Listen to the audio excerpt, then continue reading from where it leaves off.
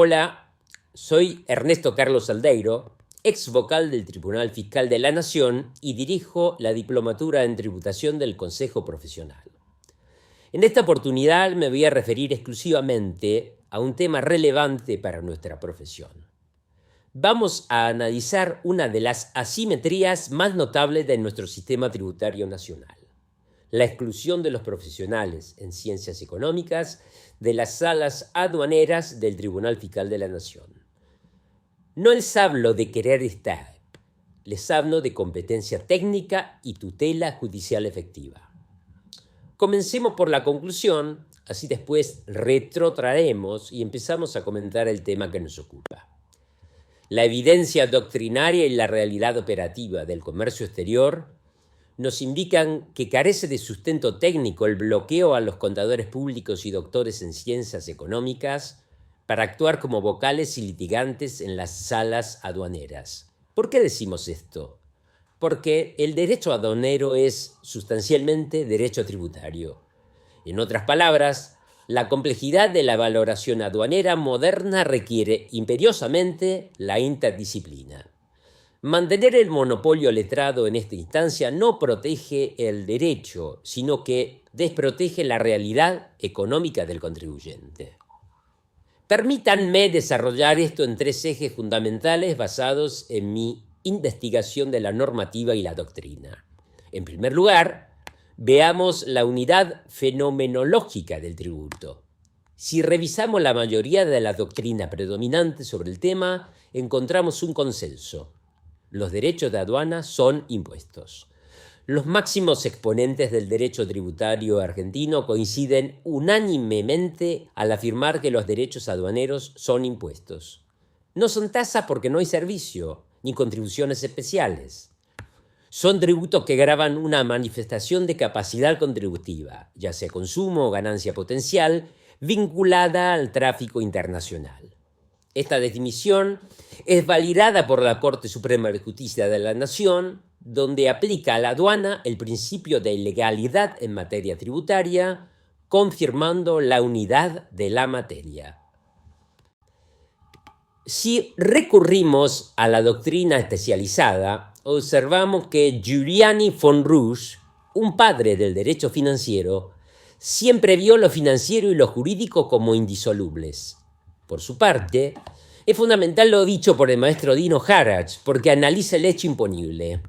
Para él, la frontera es un accidente geográfico, pero el hecho imponible es tributario.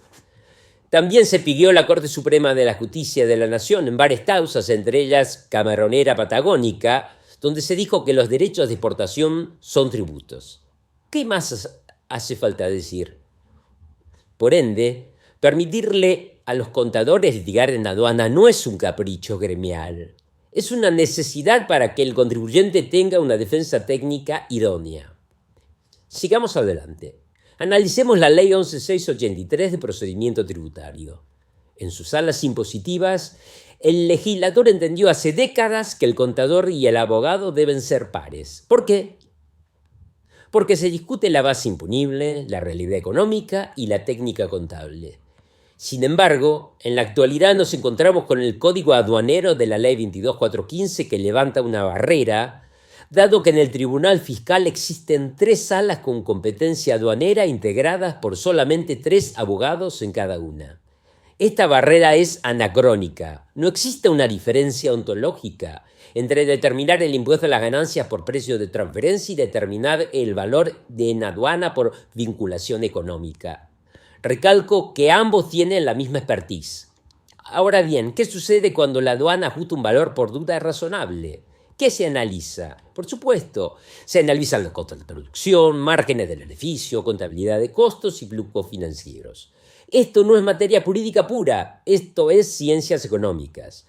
Cuando un abogado litiga esto en soledad o cuando un vocal abogado sentencia sin un par contador en la sala, la sentencia corre el riesgo de ser formalmente impecable pero materialmente incorrecta. La doctrina de la interdisciplina no pide que el contador reemplace al abogado, sino que integre el tribunal para aportar la visión técnica que hoy falta. Volvamos ahora al precedente de la Ley de Procedimiento Tributario.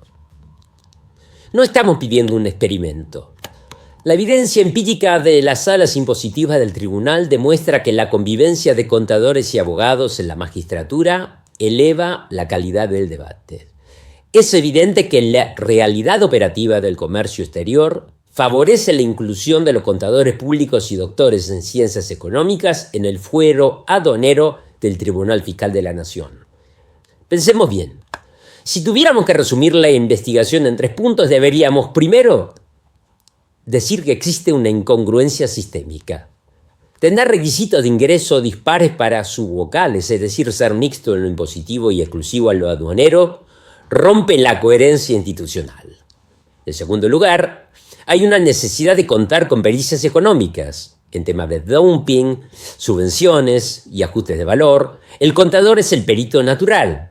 Elevarlo a la categoría de juez o defensor natural es el paso lógico para garantizar una defensa técnica adecuada. Y en tercer lugar, consideremos la existencia de jurisprudencia contradictoria. Existen fallos donde se anulan ajustes aduaneros por errores en la apreciación de la contabilidad de la empresa. Estos errores se mitigarían con la presencia de un vocal contador.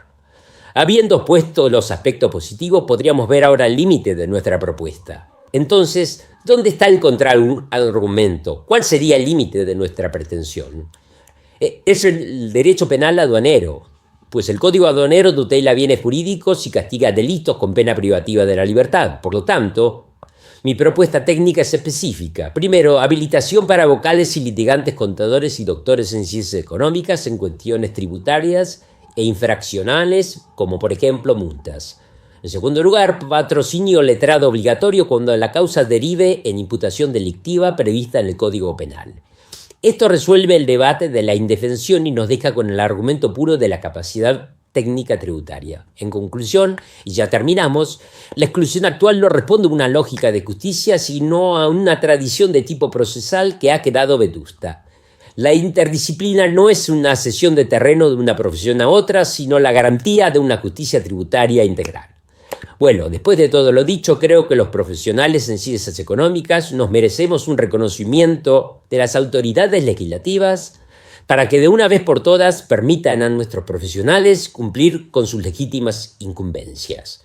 Y cuando esto se logre, se hará justicia.